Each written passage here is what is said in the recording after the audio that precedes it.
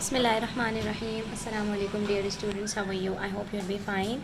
This is related to inverse proportion. After completing direct proportion, we are going to discuss about the inverse proportion relationship.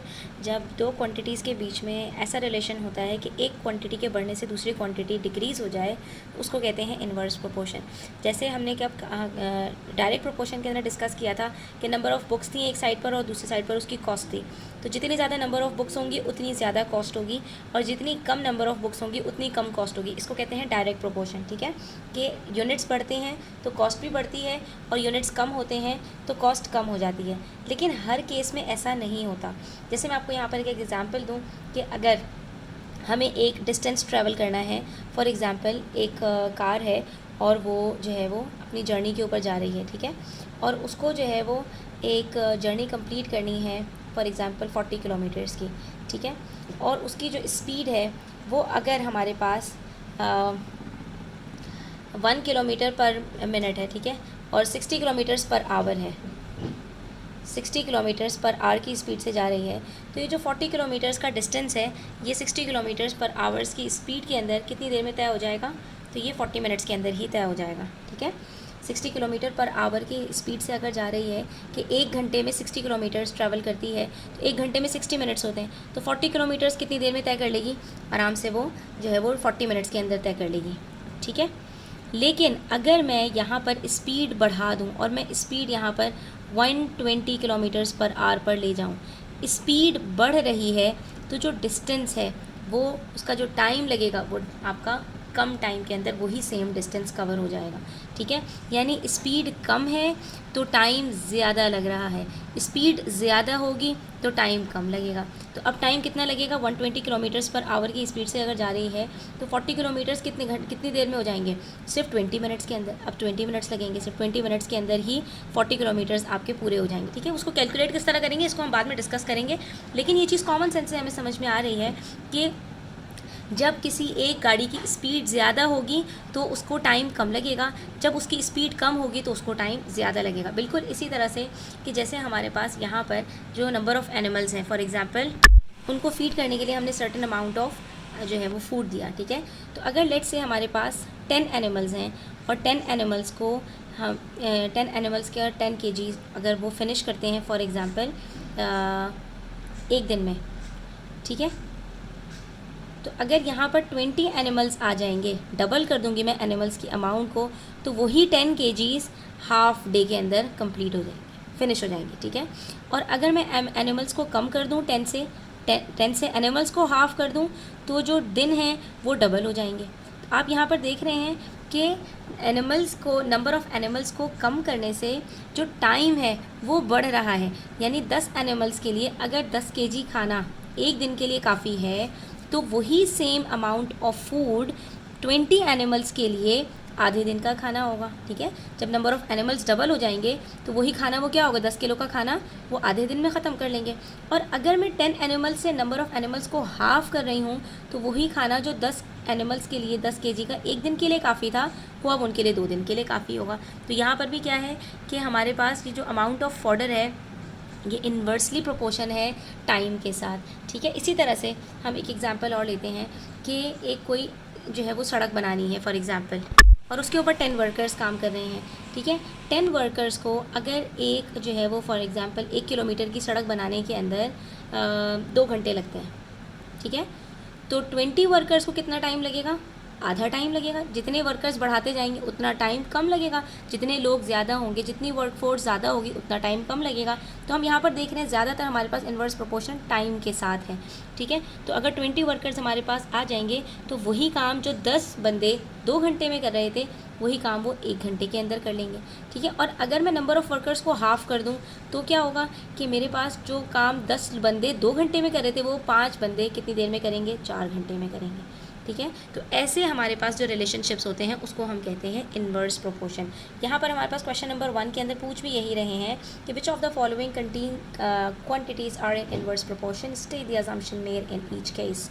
तो हमने यहाँ पर हमें 5 तरह की इन्होंने डिफरेंट सिनेरियोज़ दिए हैं, उसके अंदर हमें आइडेंटिफाई करना है कि कहाँ कहाँ पर इन्वर्स प्रोपोर्शन आएगा। The number of pencils Farhan buys and the total cost of the pencils. तो अब ये नंबर ऑफ पेंसिल्स और कॉस्ट ऑफ पेंसिल, याद रखो कॉस्ट का ताल्लुक ज़्यादातर डायरेक्ट प्रोपोर्शन से होता है। जितनी क्वांटिटी में चीज़ें खरीदेंगे उतनी ज़्यादा कॉस्ट देनी पड़ेगी, जितनी कम क्वांटिटी में खरीदेंगे उतनी कम प्राइस होगी। तो अगर मैं 4 पेंसिल्स खरीदूंगी तो कॉस्ट भी 4 पेंसिल्स की होगी, ठीक है। अगर मैं 2 पेंसिल्स खरीदूंगी तो 2 पेंसिल्स की कॉस्ट होगी, वो कम हो जाएगी। और अगर 10 पेंसिल्स खरीदूंगी तो वो कॉस्ट बढ़ जाएगी, ठीक है। तो ये क्या है, ये हमारे पास डायरेक्ट प्रोपोर्शन है, ठीक है। अच्छा, ये इन्वर्स नहीं है। नंबर पार्ट बी में देखो, the number of taps filling a tank and the time taken to fill the tank. Time की जहाँ पर बात आएगी ना उसको थोड़ा सा गौर कर लेना बच्चों, ज़्यादातर वहाँ पर इन्वर्स प्रोपोर्शन होता है। यहाँ पर कह रहे हैं नंबर ऑफ टैप्स, एक टैंक है, ठीक है, और टैंक को फिल करने के लिए अगर मैंने 2 टैप्स लगाए तो उसको भरने में लेट सपोज अगर 1 घंटा लग रहा है, तो जितने ज़्यादा टैप्स बढ़ाते जाएंगे उतना टाइम कम लगेगा, ठीक है। 2 टैप्स अगर 1 घंटे में टैंक को फिल कर रहे हैं तो 4 टैप्स उसी टैंक को आधे घंटे में फिल कर देंगे। लेकिन अगर एक ही टैप होगा तो वो टैंक को 2 घंटे में फिल करेगा। तो ये हमारे पास इन्वर्स प्रोपोर्शन है, ठीक है। उसके बाद नंबर 3 देखो, the number of man laying a road and the time taken to finish laying the road. इसमें फिर से टाइम की बात आ गई कि एक रोड बनाना है, ठीक है, उसके अंदर जितनी ज़्यादा वर्क फोर्स होगी उतना कम टाइम लगेगा, जितनी कम वर्क फोर्स होगी उतना ज़्यादा टाइम लगेगा। तो ये इन्वर्स प्रोपोर्शन है। उसके बाद the number of cattle to be fed and the amount of fodder, ठीक है। फिर से वही बात, टाइम की बात आ गई, नहीं अमाउंट ऑफ फॉडर की बात है, सॉरी टाइम की बात नहीं है। कि कैटल है हमारे पास, लेट सपोज 10 एनिमल्स हैं और उनके लिए खाना चाहिए 10 kg, तो 20 एनिमल्स के लिए 20 kg चाहिए होगा, 30 एनिमल्स के लिए 30 kg, यानी जितना कैटल बढ़ाते जाएंगे उतना खाना ज़्यादा चाहिए होगा, ठीक है। यहाँ पर टाइम की बात नहीं हो रही, यहाँ पर अमाउंट ऑफ फूड की बात हो रही है। तो अब इसके अंदर ये डायरेक्ट प्रोपोर्शन है कि जितने जो है वो एनिमल्स हैं उतना ही खाना चाहिए, कम है तो कम चाहिए, ज़्यादा है तो ज़्यादा चाहिए। तो जब दोनों क्वान्टिटीज़ एक साथ कम होती हैं एक साथ बढ़ती हैं तो वो डायरेक्ट प्रोपोर्शन होता है। पार्ट ई में देखो, the number of cattle to be fed and the time taken to finish a certain amount of the fodder. अब ये डिफरेंट है, यहाँ पर हमसे अमाउंट की बात की जा रही थी, यहाँ पर टाइम टेकन, यानी कि 10 एनिमल्स हैं, ठीक है, वो अगर सेम अमाउंट ऑफ फूड 2 घंटे में ख़त्म करते हैं तो अगर मैं एनिमल्स की क्वांटिटी बढ़ा दूंगी तो वो जो टाइम उनको लग रहा था 2 घंटे ख़त्म करने में अब वो जल्दी ख़त्म हो जाएगा, क्योंकि अब ज़्यादा एनिमल्स आ गए, वो भी अब खाने में शामिल हो जाएंगे, तो अब खाना जो है वो जल्दी ख़त्म हो जाएगा। तो ये इन्वर्स प्रोपोर्शन है, ठीक है। अब ज़रा इसका क्वेश्चन नंबर 2 देखिए। क्वेश्चन नंबर 2 में कह रहे हैं 8 men can build a bridge in 12 days। अब यहाँ पर नंबर ऑफ़ मैन और नंबर ऑफ़ डेज़, तो जब भी number of days, time, hours इस तरह की बात आएगी ना तो समझ जाना बच्चों कि वहाँ पर ज़्यादातर आपका इन्वर्स प्रोपोर्शन होगा। 8 लोगों को एक ब्रिज बनाने में 12 दिन लगते हैं, ठीक है। 8 लोग हैं और 12 दिन लग रहे हैं। अब यहीं से आप समझ लो कि अगर 8 के डबल कर दूं मैं, यानी कि 16 पीपल आ जाएं, तो उसी रोड को बनाने में आधे दिन लगेंगे, 6 दिन लगेंगे, ठीक है, क्योंकि जितनी ज़्यादा वर्क फोर्स होगी उतना टाइम कम होता चला जाएगा, ठीक है। और अगर मैं यहाँ पर वर्क फोर्स कम कर दूँ, 4 लोग कर दूँ, इसका हाफ़ कर दूँ, तो यही काम जो 12 दिन में हो रहा था अब 24 दिनों में होगा, ठीक है। तो इस चीज़ को अब आपने समझना है। आप इसको आप जो है वो रोज़मर्रा के कामों के साथ भी इसकी एग्जांपल को रिलेट कर सकते हैं कि वही काम जो 4 लोग मिलके कर रहे होते हैं तो जितना टाइम लग रहा होता है, अगर उसके अंदर लोग ज़्यादा आ जाएँ तो टाइम कम लगता है, ठीक है, क्योंकि बाकी लोग मिलकर वो काम करवाने लगते हैं। अगर कम लोग हो जाएँ तो उसी काम को करने में टाइम ज़्यादा लगता है। तो सबसे पहली बात तो आपको क्वेश्चन के अंदर यहाँ पर ये नहीं बताया जाएगा कि इसके अंदर डायरेक्ट प्रोपोर्शन है या इन्वर्स प्रोपोर्शन है, आपको सबसे पहले ये आइडेंटिफाई करना है। तो जितनी ज़्यादा एग्जांपल्स आपने सॉल्व की होंगी उतना ज़्यादा आपके लिए आसान हो जाएगा आइडेंटिफाई करना कि यहाँ पर हमने डायरेक्ट प्रोपोर्शन से सॉल्व करना है या इन्वर्स प्रोपोर्शन से। उसके बाद जो सेकंड इंपॉर्टेंट चीज़ आती है वो ये है कि आपको फार्मूलाज याद होने चाहिए। डायरेक्ट प्रोपोर्शन में हम x1/y1 या x1/x2 रखते थे, ठीक है। अब और उसके अगेंस्ट में भी हम यहाँ पर यही करते थे, अगर x1/y1 रखा है तो y2/y1 रखते थे, ठीक है, y1/y2 रखते थे। अब यहाँ पर क्या है, यहाँ पर फार्मूला आपका ऑल टुगेदर चेंज हो जाएगा। तो अब एक फार्मूला अगर याद होगा दूसरा फार्मूला आप खुद ब खुद याद रख सकते हैं, क्योंकि 2 ऑपोजिट्स को याद रखना आसान होता है। तो यहाँ पर देखो, एक तरफ हमारे पास नंबर ऑफ़ मैन है, दूसरी तरफ नंबर ऑफ़ डेज़ हैं, ठीक है। इन्होंने हमसे कहा कि अगर 8 लोग होंगे तो 12 दिन लगेंगे। तो आप ये बताइए कि अगर 6 लोग होंगे तो कितने दिन लगेंगे। अब इसके लिए हम सबसे पहले क्या करेंगे, हमारी आदत है ना, हम इसी तरह करते हैं ना कि हम कहते हैं ये x1 ये y1, तो ये x2 ये y2। अब y2 नहीं पता तो इसकी जगह हमने रख दिया y। अब डायरेक्ट प्रोपोर्शन होता तो हम क्या फार्मूला यूज़ करते, x1/x2 is equals to y1/y2, या फिर हम ये फार्मूला यूज़ करते x1/y1 is equals to x2/y2। लेकिन ये डायरेक्ट प्रोपोर्शन का फार्मूला था। अब जो इन्वर्स प्रोपोर्शन के लिए हमने फार्मूला यूज़ करना है वो थोड़ा सा चेंज है, ठीक है। करते थे डायरेक्ट प्रोपोर्शन के लिए अब जो फॉर्मूला हमने यूज़ करना है इन्वर्स प्रोपोर्शन के लिए वो हम यहाँ पर लिख लेते हैं। और यहाँ पर हम दोनों को डिवाइड करते थे, यहाँ पर हम क्या करेंगे, x1 y1 is equals to x2 y2। बस ये दो फार्मूलाज़ में सिर्फ इतना ही फ़र्क है कि यहाँ x1 y1 को डिवाइड कर रहे थे, यहाँ x1 y1 को मल्टीप्लाई कर रहे हैं, यहाँ x2 y2 को डिवाइड कर रहे थे, यहाँ इन दोनों को मल्टीप्लाई कर रहे हैं। अब जब आप अपनी वैल्यूज़ को सब्सटीट्यूट करेंगे तब आपके लिए कुछ भी मुश्किल नहीं रहेगा। अब आपको ये तो याद है ना कि x1 y1 पहली वाली दो क्वान्टिटीज़ होती हैं और उसके बाद दूसरी दो क्वान्टिटीज़ को x2 y2 कहते हैं। अब यहाँ पर x1 है 8, y1 है 12, x2 है 6, y2 है y। ठीक है, अब हम जब इसको सॉल्व करेंगे तो हमारे पास ईज़िली आंसर आ जाएगा। 8 को 12 से मल्टीप्लाई करेंगे और डिवाइडेड बाय 6 करेंगे, तो यहाँ पर हम मल्टीप्लाई नहीं करते क्योंकि 6 जो है 12 के साथ सिंप्लीफाई हो जाएगा। तो हमारे पास यहाँ पर आंसर आ रहा है 16 इज़ इक्वल्स टू y। यानी नंबर ऑफ़ डेज़ हमें कितने लगेंगे, यहाँ पर हमें यहाँ पर 16 डेज़ लगेंगे। तो इसका मतलब ये हुआ कि अगर 8 लोगों को 12 दिन लग रहे हैं, तो अगर हम नंबर ऑफ़ मैन कम कर देंगे तो दिन ज़्यादा हो जाएंगे। ठीक है, 8 से अगर लोग 6 हो गए तो 12 से दिन 16 हो जाएंगे। ठीक है, तो इसका मतलब क्या हुआ कि वही सेम काम अब ज़्यादा दिनों में होगा जो ज़्यादा लोगों से कम दिनों में हो रहा था। ठीक है बच्चों, तो बस सिर्फ आपने इस चीज़ का ध्यान रखना है, ये दो फार्मूलाज़ आपको याद होने चाहिए। ये आपको पता होना चाहिए कि कहाँ डायरेक्ट प्रोपोर्शन यूज़ होता है, कहाँ इन्वर्स प्रोपोर्शन यूज़ होता है, फिर आपको कोई भी मुश्किल इंशाल्लाह पेश नहीं आएगी। उसके बाद नेक्स्ट क्वेश्चन में देखिए क्या कह रहे हैं, 35 workers are employed to complete a construction project in 16 days. ठीक है, यहाँ पर आपको फिर से डेज़ की बात हो रही है, तो जब दिनों की बात आती है तो वहाँ पर हमें पता है कि इन्वर्स प्रोपोर्शन ही होता है। तो 35 वर्कर्स हैं और उनको 16 दिन लग रहे हैं एक कंस्ट्रक्शन प्रोजेक्ट कंप्लीट करने में। Before the project starts the boss of the company is told that he needs to complete the project in 14 days.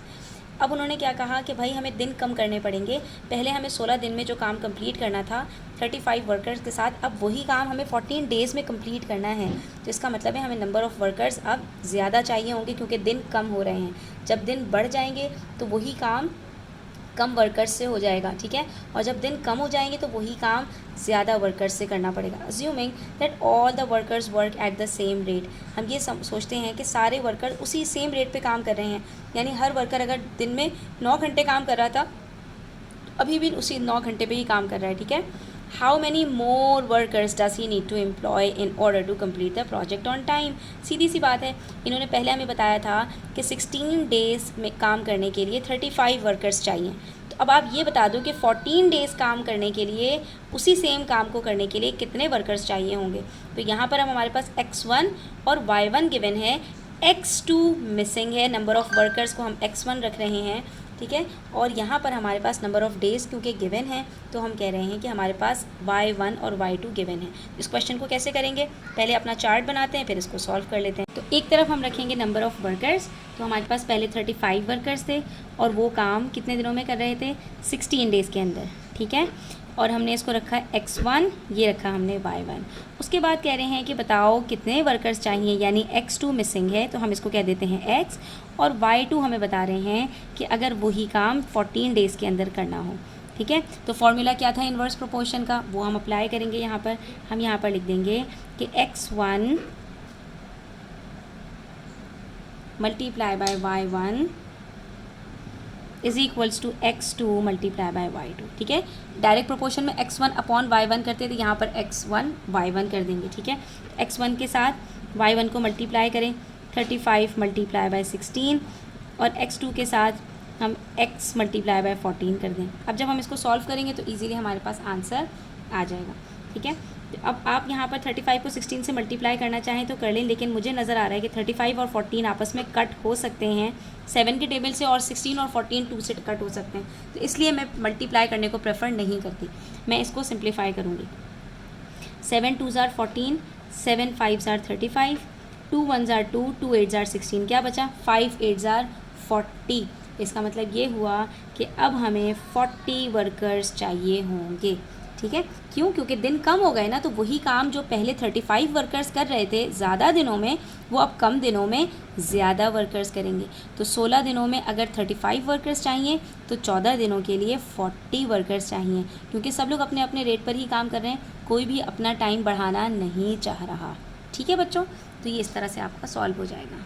एक और सवाल देख लेते हैं बच्चों। हमसे कह रहे हैं a consignment of fodder can feed 1260 cattle for 50 days. ठीक है, हमने इस चीज़ को पहले भी क्वेश्चन में डिस्कस किया था कि जब टाइम की बात आएगी तो वहाँ पर इन्वर्स प्रोपोर्शन ही होगा। ठीक है, एक फॉडर का कंसाइनमेंट है और वो 1260 कैटल को यानी इतने एनिमल्स को 50 डेज़ तक के लिए फॉडर प्रोवाइड कर सकता है। ठीक है, फीड कर सकता है, उनके खाने पीने का बंदोबस्त कर सकता है। ठीक है, कितने कैटल्स हैं 1260 और कितने दिन हैं 50 डेज़। तो इसका मतलब ये हुआ कि अगर नंबर ऑफ़ कैटल बढ़ाए हमने तो हमारे पास जो दिन हैं वो खुद ब खुद कम हो जाएंगे। यानी अगर यहाँ पर मैं फॉर एग्जांपल 100 कैटल्स बढ़ा दूँ तो अब वो 50 दिनों में जितना खाना ख़त्म हो रहा था तो वो अब 50 डेज़ से कम दिनों में खाना ख़त्म हो जाएगा। लेकिन अगर नंबर ऑफ़ कैटल मैं कम कर दूँ, यहाँ पर 1260 से 1000 कर दूँ, 260 कैटल चले जाएं कहीं और भेज दूं, तो क्या होगा कि वही खाना जो इतने कैटल मिलकर 50 डेज़ में ख़त्म कर रहे थे अब उनका खाना कुछ और दिन तक के लिए बच जाएगा, तो वो 50 डेज़ से ज़्यादा में ख़त्म होगा। ठीक है, तो वही बात हो गई कि नंबर ऑफ़ कैटल कम करेंगे तो नंबर ऑफ़ डेज़ बढ़ जाएंगे, नंबर ऑफ़ कैटल ज़्यादा करेंगे तो नंबर ऑफ़ डेज़ कम हो जाएंगे। ठीक है, given all the cattle consume the fodder at the same rate. अब ये रेट बहुत इंपॉर्टेंट चीज़ होती है बच्चों कि यानी कि ना कैटल ने अपनी खुराक बढ़ाई है, ठीक है, और ना उनकी एपेटाइट में कोई चेंजेस आए हैं, यानी सेम रेट पर वो खाना खा रहे हैं, यानी जैसे पहले खाते थे उतना ही खाना खा रहे हैं। Find the number of cattle. Cattle को हमने क्या सपोज करना है, हमने कहा कैटल 1260, पहली क्वांटिटी को हम एक्स रखते हैं, तो यहाँ पर हमें एक्स फाइंड आउट करना है, यानी x2 मिसिंग है। An equal consignment of fodder can feed for 75 days. पहले 50 डेज़ y1 थे तो ये 75 डेज़ y2 हो जाएगा। और पार्ट बी में देख लो, पार्ट बी में कह रहे हैं find the number of days. अब पार्ट बी में हमसे y2 की बात कर रहे हैं। ठीक है, नंबर ऑफ़ डेज़ मिसिंग है। An equal consignment of fodder can last if it is use to feed 1575 cattle. अब यहाँ पर हमारे पास पार्ट बी में दोनों कैटल्स की क्वांटिटीज़ पता है हमारे पास, लेकिन नंबर ऑफ़ डेज़ मिसिंग है। तो यहाँ पर हमने number of cattle find out करना है और यहाँ पर हमने number of days find out करना है। तो सेम वही बात है, एक जगह पर x मिसिंग है, एक जगह पर y मिसिंग है, फॉर्मूला हमारा सेम रहेगा। एक दफ़ा हम x की वैल्यू निकालेंगे, दूसरी दफ़ा हम y की वैल्यू कैलकुलेट कर लेंगे, सिंपल। अच्छा बच्चों, जब भी क्वेश्चन सॉल्व किया करो तो सारी चीज़ों को बहुत गौर से लिखा करो। ठीक है, अपना पहले चार्ट बनाया करो, फिर उनकी क्वांटिटीज़ को एक एक करके लिखा करो, फिर x1 y1 x2 y2 suppose किया करो, फिर फार्मूला उसके अकॉर्डिंग लिखा करो। तो ऐसे स्टेप्स फॉलो करने से आपके जो मिस्टेक के चांसेस हैं वो बहुत ज़्यादा मिनिमाइज़ हो जाते हैं। अब नंबर ऑफ़ कैटल हमें पता है कि 1260 कैटल है और उसके अगेंस्ट में 50 डेज़ का खाना हमारे पास मौजूद है। ठीक है, अब पार्ट ए में हमने क्या करना है, number of cattle find out करना है, तो ये मिसिंग है। ठीक है, हमने इसको x सपोज कर लिया और हमारे पास नंबर ऑफ़ डेज़ 75 मौजूद हैं। ठीक है, तो यहाँ पर हमने 75 डेज़ लिख लिया। अब हमें ये पता है कि ये हमारे पास x1 है, ये y1 है, ये x2 है, ये y2 है। इसकी बहुत अच्छी प्रैक्टिस कर लो कि पहली दोनों क्वांटिटीज़ x1 y1 है, दूसरी दोनों क्वांटिटीज़ x2 y2 हैं। तो ये 2-3 चीज़ों की आपको प्रैक्टिस होगी तो इस तरह का क्वेश्चन करना आपके लिए बहुत ज़्यादा आसान हो जाएगा। और जितने नंबर ऑफ़ क्वेश्चन आप सॉल्व करेंगे, मैं बार बार रिपीट करती हूँ कि जितनी दफ़ा हम चीज़ों को सॉल्व करते हैं उतना ज़्यादा हमें चीज़ें याद हो जाती हैं। ठीक है, अल्लाह ताला ने जो कलम की अहमियत बताई है ना, तो वो वाकई हमारे लिए हमारे हक़ में बहुत बेहतर है अगर हम उसको समझें तो। ठीक है, तो अब हमारा फॉर्मूला क्या होता है, हमें याद हो चुका है, x1 y1 is equals to x2 y2। आंखें बंद करके वैल्यूज़ पुट करो, लीनियर इक्वेशंस के अकॉर्डिंग सॉल्व करो, आपका आंसर आपके पास है। x1 1260, y1 multiply by 50, x2 नहीं पता मल्टीप्लाई बाय 75। अब जब इसको सॉल्व करेंगे तो खुद ब खुद x की वैल्यू निकल आएगी। यहाँ पर 75 मल्टीप्लाई हो रहा है, दूसरी साइड पर जाकर डिवाइड हो जाएगा। तो हम ऐसा भी कर सकते हैं कि x को लेफ्ट हैंड साइड पर लिख दें, ठीक है, और 1260 मल्टीप्लाई बाय 50 को राइट हैंड साइड पर लिख दें, और 75 को यहाँ पर हमने डिवाइड करना था तो यहाँ पर हम डिवाइड करवा दें। ठीक है, ऐसा भी कर सकते हैं। अब आप बगैर कैलकुलेटर के भी इसको बहुत इजीली सॉल्व कर सकते हैं। 50 और 75 दोनों हमारे पास 5 के टेबल में आते हैं। 5 10s are 50 और 5 15s are 75, फिर 5 2s are 10, 5 3s are 15। उसके बाद बचा हमारे पास 126, तो 126 हमारे पास 3 से डिविजिबल है, 3 1s are 3, 3 4s are 12, 3 2s are 6, 420 का डबल हमारे पास आंसर आ गया 840। इसका मतलब ये हुआ कि अगर दिन बढ़ जाएंगे तो हमारे लिए ये जो पहले खाना 1260 कैटल के लिए काफ़ी था, अब वो सिर्फ 840 कैटल के लिए काफ़ी होगा। ठीक है, तो ये हमारे पास पार्ट ए का आंसर आ गया। अब पार्ट बी का आंसर निकालना है तो भी हम सेम फार्मूला यूज़ करेंगे, x1 y1 is equals to x2 y2। लेकिन इस मरतबा हमारी जो क्वांटिटीज़ होंगी बच्चों वो x1 और y1 की तो सेम होंगी, दैट इज़ 1260, ठीक है, मल्टीप्लाई बाय 50, लेकिन x2 और y2 की चेंज हो जाएंगी। अब हमें x2 पता है दैट इज़ 1575, मगर हमें y2 नहीं पता, तो हम यहाँ पर इसकी जगह पर मल्टीप्लाई बाय y रख देंगे। ठीक है, पहले हमें 75 जो था वो पता था, y2 पता था, x हमने कैलकुलेट किया था। अब हमें y2 पता है, y2 हमें नहीं पता और x2 हमें पता है, तो सेम हमने फार्मूला वही अप्लाई करना है। इसको y को राइट हैंड साइड पे रख लेते, लेफ्ट हैंड साइड पे, और उसके बाद 1260 मल्टीप्लाई बाय 50 को हम डिवाइड कर देते हैं 1575 से, तो हमारा आंसर यहाँ पर इजीली कैलकुलेट हो जाएगा। ठीक है, तो आप यहाँ पर मल्टीप्लाई कर लें और चाहे तो आप पहले सिंप्लीफाई कर लें। यहाँ पर 5 के टेबल में 50 भी आता है और 5 के टेबल में हमारे पास 1575 भी आएगा, तो हम दोनों को 5 से डिवाइड कर लेते हैं। वी विल गेट 315 और ये 10, ठीक है, सॉरी 5, हाँ 5 10 ज़ार 50। फिर दोनों को दोबारा से 5 से अगर डिवाइड कर लें, 5 2 ज़ार 10, और इसको डिवाइड करें तो हमारे पास आंसर आता है 63। ठीक है, और उसके बाद 1260 को हम अगर डिवाइड कर लें 3 से, तो हमारे पास आंसर आता है 420। यहाँ पर आ रहा है 21 का डबल 420 होता है, 21 ज़ार 21 और 21 2 ज़ार 42, और ये आ गया 20 को मल्टीप्लाई कर दो 2 से, आंसर आ जाएगा 40। और ये हम क्या कैलकुलेट कर रहे थे, ये हम नंबर ऑफ़ डेज़ कैलकुलेट कर रहे थे कि 1575 अगर नंबर ऑफ़ कैटल को हम बढ़ा दें तो वही खाना जो 50 डेज़ के लिए काफ़ी था अब कितने दिनों के लिए काफ़ी होगा, तो अब वो सिर्फ 40 डेज़ के लिए काफ़ी होगा, क्योंकि नंबर ऑफ़ कैटल बढ़ जाएंगे तो वही खाना वो जल्दी कंज्यूम कर लेंगे और हमारे पास कम दिनों में खाना ख़त्म हो जाएगा। तो आज के लिए इतना ही, इंशाल्लाह नेक्स्ट वीडियो के अंदर हम मज़ीद क्वेश्चन सॉल्व करेंगे। तब तक अपना ख्याल रखें, चैनल पर नए हैं तो सब्सक्राइब करते जाएं, वीडियो अच्छी लगी हो तो लाइक करें और अपने फ्रेंड्स के साथ ज़रूर शेयर करें। टेक केयर, अल्लाह हाफ़िज़।